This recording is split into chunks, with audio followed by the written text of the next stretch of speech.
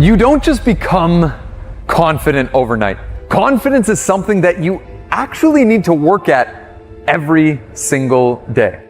But the problem is, a lot of times when we have a test, an exam, a big interview, something happening, a moment in time where we need to show up, it can feel like that confidence is impossible. It can feel like those moments are so few and far between and that we're not enough to handle it. That we're not going to be able to make it through, that we're going to crack under the pressure, and all of those things may or may not be true, and they may happen and they may not. But what's true is that you are enough to handle it. And if you use the strategies that we're going to talk about in this video, you actually lean into the things, the tactics, the actions, and the habits that you can build to become more confident, then the next time you show up in an interview, the next time you have an exam, the next time you need to rise to the occasion, you'll be enough to handle it. Even though those moments may feel challenging, like the moment is just too big, like you're not enough to handle it, that's not true. You are able to overcome that, but it's going to take effort. It's going to take consistent action and using the strategies you need to be able to become more confident. Strategy number 1 is to build your skill. If you want to build your confidence, you need to build the reminders of what you're able to do, the reminders of what is possible for yourself. The more skills that you build, the more talent that you develop, the more competency that you have, regardless of what it's in, will trick yourself into believing to be more confident, will allow you to feel more confident in yourself and in your own ability. Strategy number 1 is to build your skill. Strategy number 2 is to welcome failure.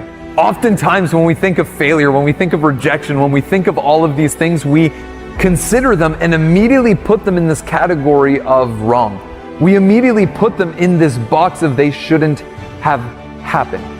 When the reality is, failure is necessary to be able to improve. Failure is necessary to be able to excel. If you aren't willing to fail, you are not going to succeed. If you haven't built the ability to welcome in failure, you will not have the opportunity to be able to succeed. You will not have the opportunity to achieve success. Embrace failure. Welcome in failure. There is no one on this planet that has been able to avoid it, so you might as well welcome it with open arms. The more times you fail, every failure after that affects you a little less. It actually adds to your confidence because you see yourself as someone who's able to handle more. You're able to bring more of yourself to the moments. Strategy number 3 is have an end goal. So many people go through their lives random.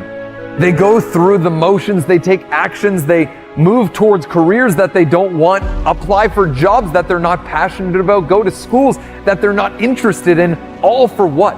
Just to have some semblance of security that isn't even real. If you want to have confidence, you need to have an end goal, an end result, a North Star that you are working towards, so that in those moments where you feel like you're not enough, in those moments where you feel like the moment is too big, where you're not going to be enough to handle it, you can look at your end goal. You can look at that thing that you are working towards and let it guide you through those tough moments, through the failures, through the setbacks, through the hardships, through all of the moments where you feel the pressure of needing to do a certain thing or becoming a certain person. Have an end goal. Number 4, and this is one that it blows my mind how many people forget, is to put in effort. Confidence isn't something that just comes naturally. The most confident people on the planet are people that consistently put effort into themselves, into their own lives, into their goals, into the school that they want to get into the career that they want to pursue, into the relationships that they want to build. They put in consistent effort. If you want more confidence, you need to give more effort. If you want more confidence, you need to take more actions. If you want more confidence, you need to make more effective decisions every single day. Number 5 to build confidence is to work on yourself. So many people focus on these external circumstances. They focus on everyone else's lives and they forget about their own. They focus on everyone else's experience and they forget about the most important person. Focus on you. Focus on your progress, on your goals, on your vision, on what you actually want, because so many people are living a diluted version of what their friends want them to do, what their parents suggest them to be, what their teachers and advisors wish they would pursue. When the reality is that's living someone else's version of your life as opposed to being you and living your own life with your own goals and your own passions. Decide to put in effort into your own progress, into your own growth, and into your own development. Number 6 is don't compare yourself. It's so easy to compare our chapter 1 to someone else's chapter 10. It's so easy to look at the beginning of our story and compare it to the end of someone else's. Of course, we're gonna feel like our version of what we are living isn't enough when we're comparing it to someone who has years more experience, of more failures, of more trial and error, of more learning what's going to work for them. Comparing yourself to anyone else aside from you is pointless and will waste your time every day of the week. The only person you should be comparing yourself to is you. What you put in, the effort you give, the actions you take, the decisions that you make, and the commitments that you give to yourself and the people in your life. Are you sticking to it or are you not? Because confidence is the process of making and keeping promises to yourself. So how many promises are you making and how many of them are you keeping? How many actions do you take? How many habits do you decide to build? How many New Year's resolutions do you decide to create but never stick to? Decide to stick to your word. Number 7 is believe in your own ability. So part of confidence is believing in your ability to figure things out. Don't rely on these external circumstances to validate who you are or the effort that you can put in or the amount of things that you're able to do or the position that you hold in your own life. Believe in your own ability, and to do that, all you need to do is look at yesterday, the day before, the week before, the month before, and know that you are on a path to get better. You are improving every single day. That's confidence. Confidence isn't being this perfect version of yourself, being this perfect person that sticks to their goals, that has amazing habits, that wakes up at the same time every single day without fail. Confidence is about being better than the person that you were yesterday. Confidence is about being more of you than you were yesterday.